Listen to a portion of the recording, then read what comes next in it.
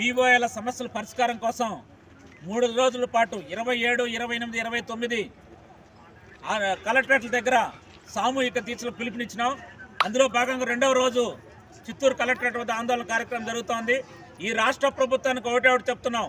ప్రతిపక్షంలో ఉన్నప్పుడు 7 నెలల క్రితం ఈ రాష్ట్ర ప్రభుత్వం వివోఏల సమస్యలు పరిష్కారం చేస్తాం, ప్రమాదకరమైన సర్క్యులర్ 64 రద్దు చేస్తామని చెప్పి ఈ రాష్ట్ర ప్రభుత్వం స్పష్టమైన హామీ ఇచ్చింది.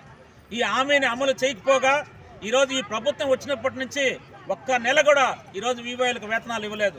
అందువల్ల ఈ రాష్ట్ర ప్రభుత్వం బకాయి వేతనాలు వెంటనే విడుదల చేయాలి. అదేవిధంగా ఈ ప్రమాదకరమైన 3 సంవత్సరాల కాలపరిమితి ప్రపంచంలోనే ఏ ప్రభుత్వాలు ఇవ్వని విధంగా గత ప్రభుత్వం 3 సంవత్సరాల కాలపరిమితి సర్క్యులర్ ఇచ్చింది.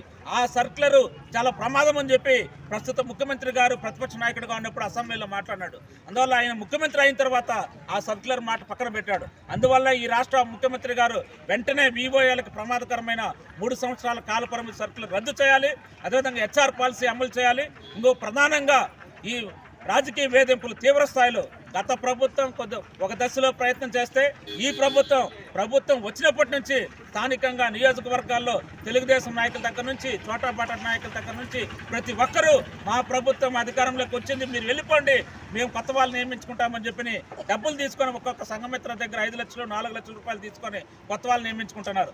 అందువల్ల సెర్పు నిబంధనలకు విరుద్ధంగా ఈ ప్రభుత్వ నిబంధనలకు విరుద్ధంగా మొత్తం ప్రభుత్వం ఈ సెర్పులో మొత్తం వివోఏలకి 1/3 మెజార్టీ ఉంటే వాళ్ళందరూ కూడా కొనసాగించుకోని చెప్పి ఒక నిబంధనలు పెడితే ఆ నిబంధనలకు విరుద్ధంగా ఈ రాష్ట్ర ప్రభుత్వం తొలగించే ప్రయత్నం చేస్తోంది. అందువల్ల రాజకీయ వేధింపులు మానుకోకపోతే, వీళ్ళకి బకాయి వేతనాలు ఇవ్వకపోతే, హెచ్ఆర్ పాలసీ అమలు చేయకపోతే మరో పోరాటానికి మేము సిద్ధమైనాం.